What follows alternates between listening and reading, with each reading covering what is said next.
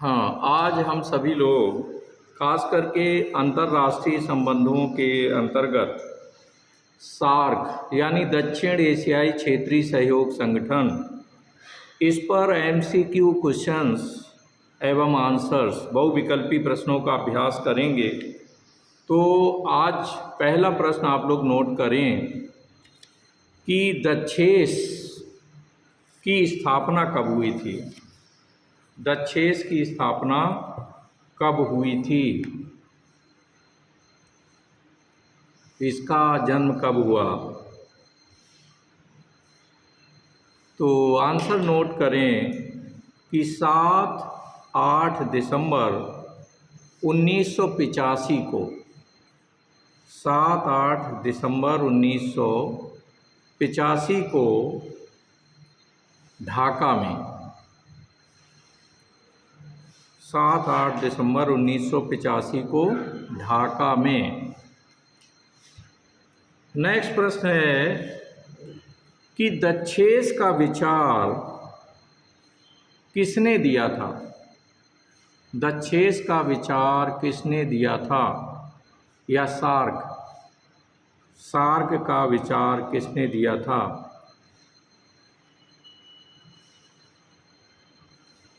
तो नोट करें, बांग्लादेश के स्वर्गीय पूर्व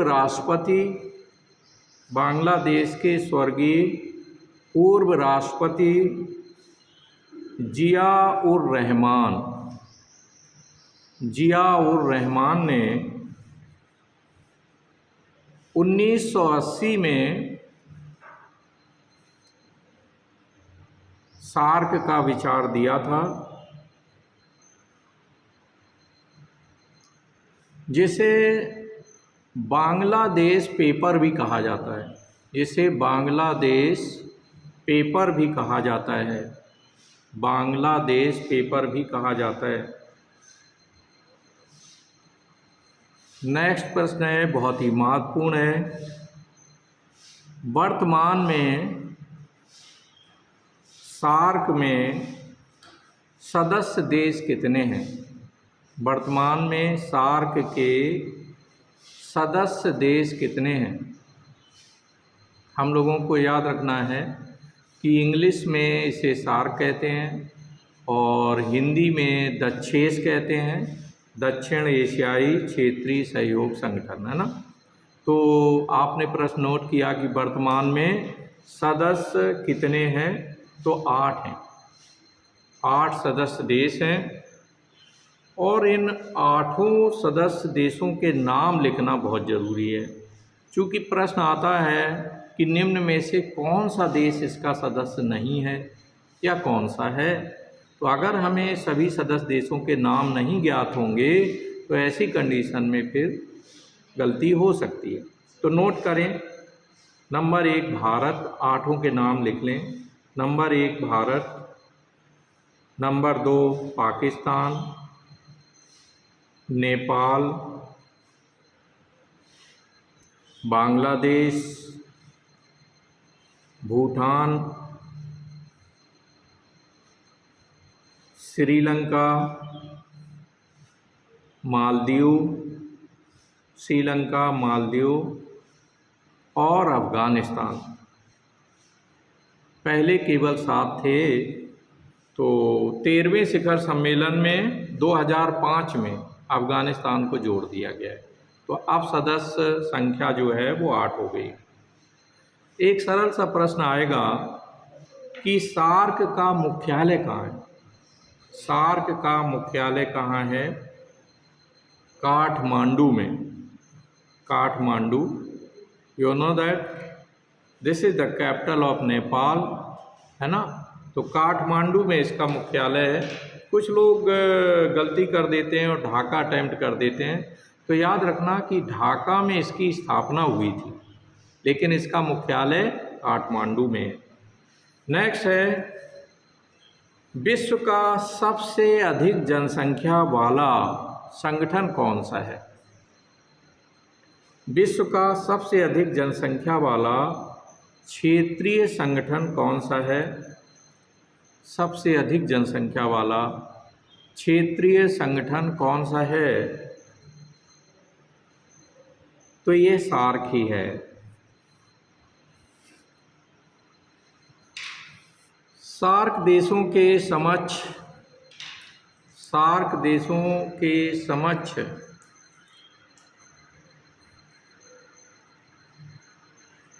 प्रमुख समस्याएं कौन सी हैं? सार्क देशों के समक्ष प्रमुख समस्याएं कौन सी हैं? तो नोट करें, जनसंख्या वृद्धि यानी जनसंख्या विस्फोट, जनसंख्या वृद्धि, कौमा गरीबी, कौमा शिक्षा, कौमा कुपोषण,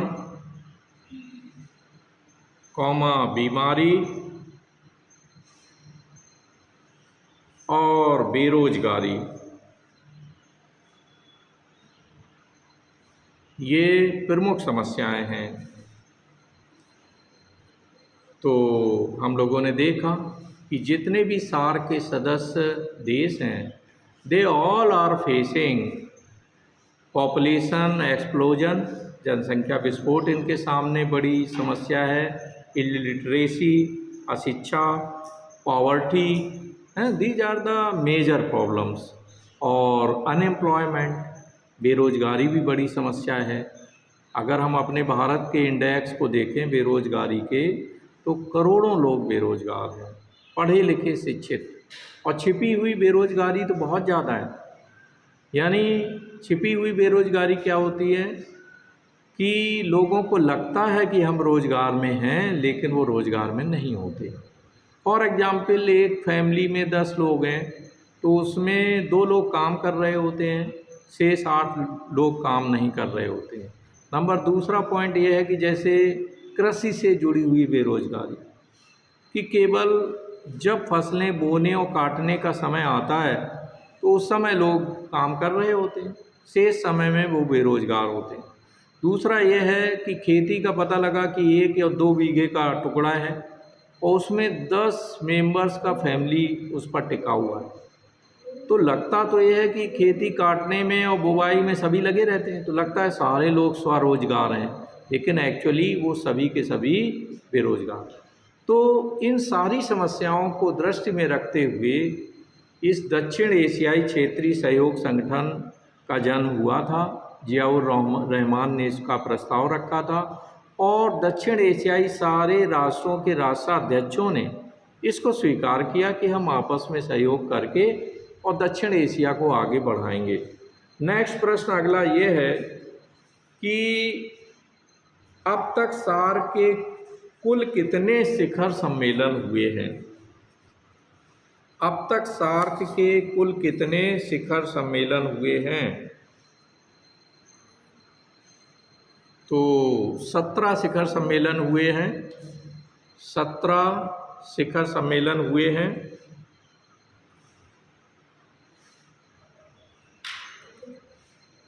और अगला प्रश्न है कि सार्क के सम्मेलन कितने वर्ष के अंतराल पर होते हैं? सार्क के शिखर सम्मेलन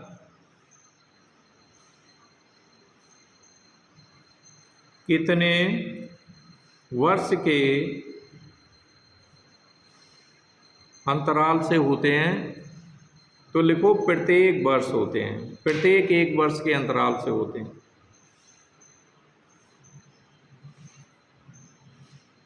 वर्तमान में आसियान में कितने सदस्य देश हैं? हम लोगों ने देखा कि सार्क में तो 8 हैं, तो आसियान में सदस्य देश कितने हैं?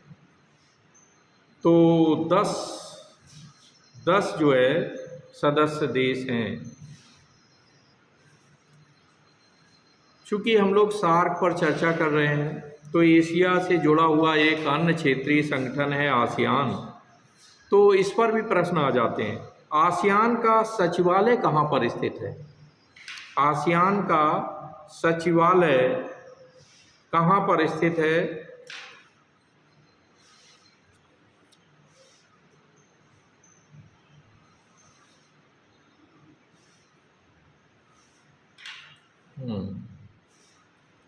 नोट करें जकार्ता में एक चीज़ हम लोग याद रखें कि जो आप लोगों ने लिखे हैं अब तक सार्क के कुल शिखर सम्मेलन, तो इसे अपडेट करना है। ठीक है, 18वां भी शिखर सम्मेलन हो गया है, वो 17 हम लोगों ने नोट किए थे। उसके बाद और भी शिखर सम्मेलन हुए हैं, तो with the help of Google, है ना, इसे सर्च करके इसकी जो लेटेस्ट संख्या है उसे नोट करना है। ओके, आगे बढ़ें। नेक्स्ट है 8वां सदस्य कौन बना। 8वां सदस्य कौन बना है इसका, सार्क का 8वां सदस्य अफ़गानिस्तान। 8वां सदस्य अफ़गानिस्तान बना है। नेक्स्ट है सन 1995 में आसियान का पूर्ण सदस्य बनने वाला देश कौन सा है। सन 1995 में आसियान का पूर्ण सदस्य बनने वाला देश कौन सा है। तो नोट करें, ये वियतनाम है, वियतनाम। आसियान का सचिवालय हमें स्पष्ट हो गया, इसका हेडक्वार्टर कहाँ पर है भाई, जकार्ता में, है ना। नेक्स्ट है सार्क का 16वां शिखर सम्मेलन कहाँ संपन्न हुआ था। सार्क का 16वां शिखर सम्मेलन कहाँ संपन्न हुआ था।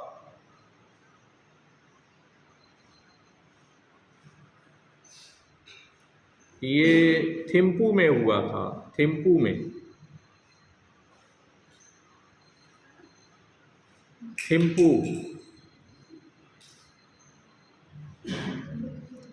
थिम्पू किसकी राजधानी है, भूटान। यस, भूटान की राजधानी थिम्पू में हुआ था। नेक्स्ट है साप्टा का संबंध किससे है। साप्टा बहुत ही महत्वपूर्ण है।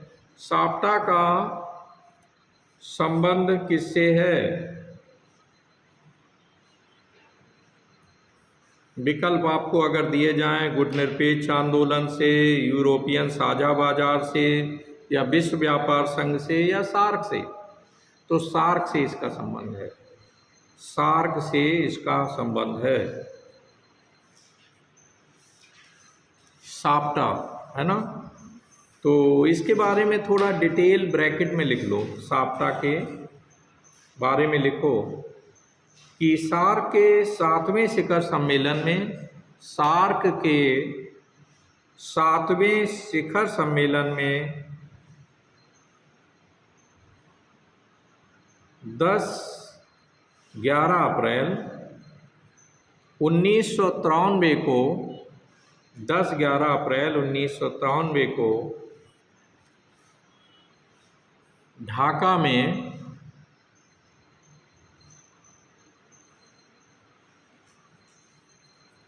साप्टा को जन्म दिया गया, साप्टा को जन्म दिया गया।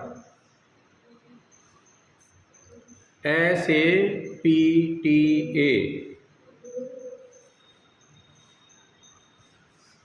इसका फुल फॉर्म क्या है, साउथ एशियन प्रोलिफरेशन ट्रीटी, है ना। T फॉर ट्रेड हो गया, ट्रेड, और A फॉर अरेंजमेंट, है ना। तो आप इसको हिंदी में लिख लें, दक्षिण एशियाई वरीयता व्यापार व्यवस्था, दक्षिण एशियाई वरीयता व्यापार व्यवस्था। ठीक है। नेक्स्ट है दक्षिण एशियाई विकास निधि, दक्षिण एशियाई विकास निधि, इसको SADF कहते हैं, development fund, south Asian development fund.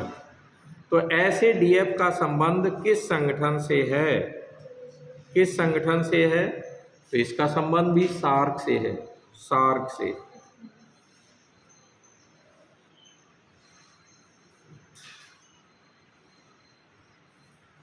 Next है कि किस नेता ने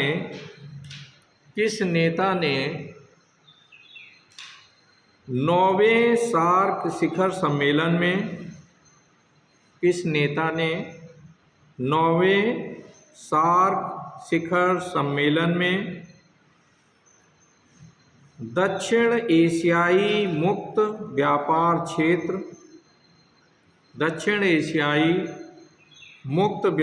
क्षेत्र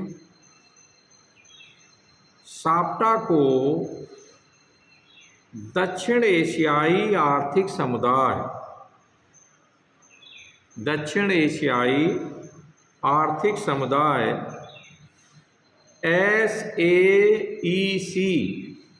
SAEC में परिवर्तित करने का सुझाव दिया।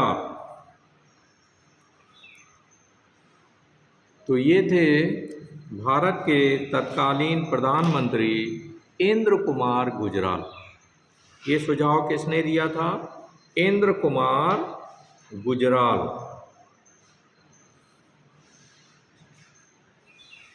सार्क के वर्तमान महासचिव कौन हैं?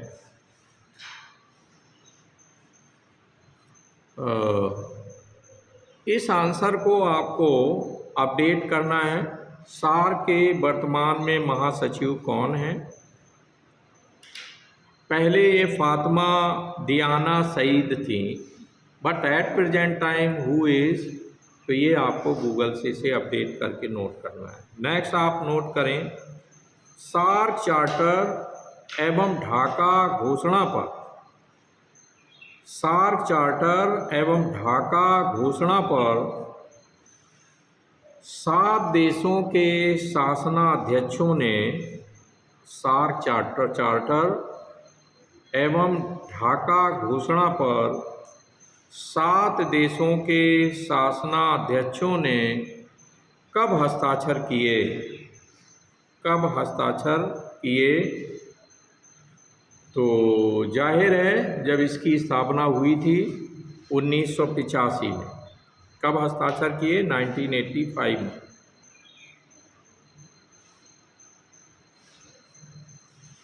नेक्स्ट है, ढाका में संपन्न सार्क के शिखर सम्मेलन में, ढाका में संपन्न सार्क के शिखर सम्मेलन में किसको पर्यवेक्षक का दर्जा देने पर सहमति हुई? ढाका में संपन्न सार्क के शिखर सम्मेलन में किसको पर्यवेक्षक का दर्जा देने पर सहमति हुई? तो अमेरिका और दक्षिण कोरिया को, अमेरिका एवं दक्षिण कोरिया को इन्हें पर्यवेक्षक के रूप में सम्मेलन में शामिल किया गया।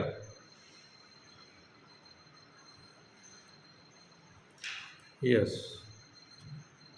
अब हम आप कुछ क्वेश्चंस का अभ्यास करेंगे यूरोपियन संघ के पे। यूरोपीय संघ नोट करें, यानी यूरोपियन यूनियन। हाँ, पहला प्रश्न ये है, याद रखें कि यूरोप के कुछ राष्ट्रों ने मिलकर, अबाउट 6 राष्ट्रों ने मिलकर इस यूरोपीय संघ को जन्म दिया था, है ना? कब जन्म दिया था? कौन कौन इसके सदस्य देश हैं? इस पर हमें बहुविकल्पी प्रश्नों के लिए अपनी स्थिति स्पष्ट करना है। पहला क्वेश्चन लिखें कि यूरोपीय संघ की स्थापना कब हुई थी? यूरोपीय संघ की स्थापना कब हुई थी? 1 जनवरी 1958 को, 1 जनवरी 1958 को यूरोपीय संघ की या यूरोपियन यूनियन की स्थापना हुई थी। प्रारंभ में इसके 6 सदस्य राष्ट्र थे, ये नोट कर लें। प्रारंभ में इसके सदस्य राष्ट्र कितने थे? तो प्रारंभ में इसके सदस्य राष्ट्र 6 थे। नोट करें इनके नाम: फ्रांस, बेल्जियम, नीदरलैंड,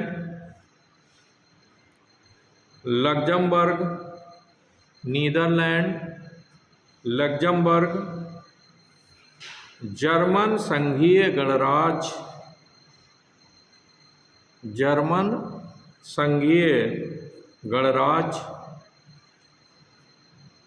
आपको विदित होना चाहिए कि सेकेंड वर्ल्ड वॉर के पहले पश्चिमी और पूर्वी जर्मनी अलग अलग थे। पूर्वी जर्मनी ये कम्युनिस्ट नेशन था और ये कैपिटलिस्ट था, जो पश्चिमी जर्मनी, और बाद में इनको मिलाकर जर्मन संघीय गणराज्य बनाया गया था। ठीक है, तो ये इतने, और इटली का नाम नोट किया है। ये 6 सदस्य थे, इटली भी था इसमें। लिखो बाद में ब्रिटेन, आयरलैंड, डेनमार्क और नॉर्वे भी इसमें शामिल हो गए। आयरलैंड, डेनमार्क और नॉर्वे भी इसमें शामिल हुए, परंतु बाद में नॉर्वे उससे हट गया, यूरोपीय संघ से। लिखें 1981 में ग्रीस यानी यूनान, 1981 में ग्रीस यूरोपीय संघ से जुड़ा। 1986 में स्पेन और पुर्तगाल इससे जुड़े। 1986 में स्पेन और पुर्तगाल इसके सदस्य बने, और 1995 में ऑस्ट्रिया, फिनलैंड तथा स्वीडन को यूरोपीय संघ का सदस्य नियुक्त किया गया। यूरोपीय संघ का सदस्य नियुक्त किया गया। वर्तमान में यूरोपीय संघ की सदस्य संख्या 15 हो गई है। 15 हो गई है।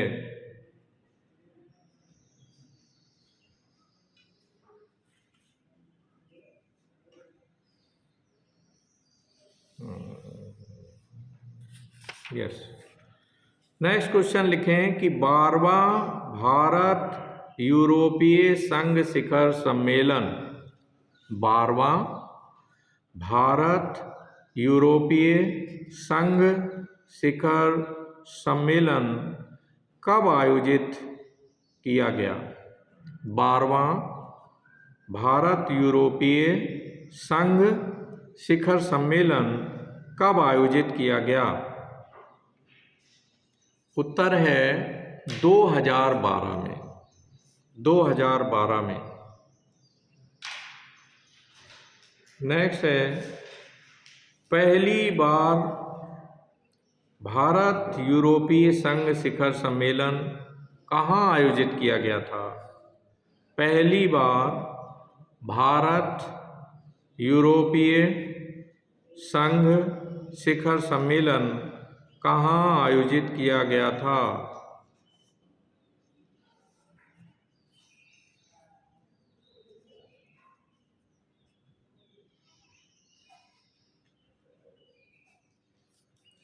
नई दिल्ली। आंसर है नई दिल्ली में आयोजित किया गया था। अब आप देखें कि ये जो यूरोपीय संघ था बाद में यूरोपीय साझा बाजार में बदल गया, यानी यूरोपियन कॉमन मार्केट, है ना। तो अब प्रश्न ये है कि यूरोपीय साझा बाजार के सदस्य देश हैं, क्वेश्चन नोट करें, कौन से सदस्य देश हैं? विकल्प आपको देंगे and you will have to define कि इनमें से कौन है कौन नहीं है। यूरोपीय साझा बाजार के सदस्य देश हैं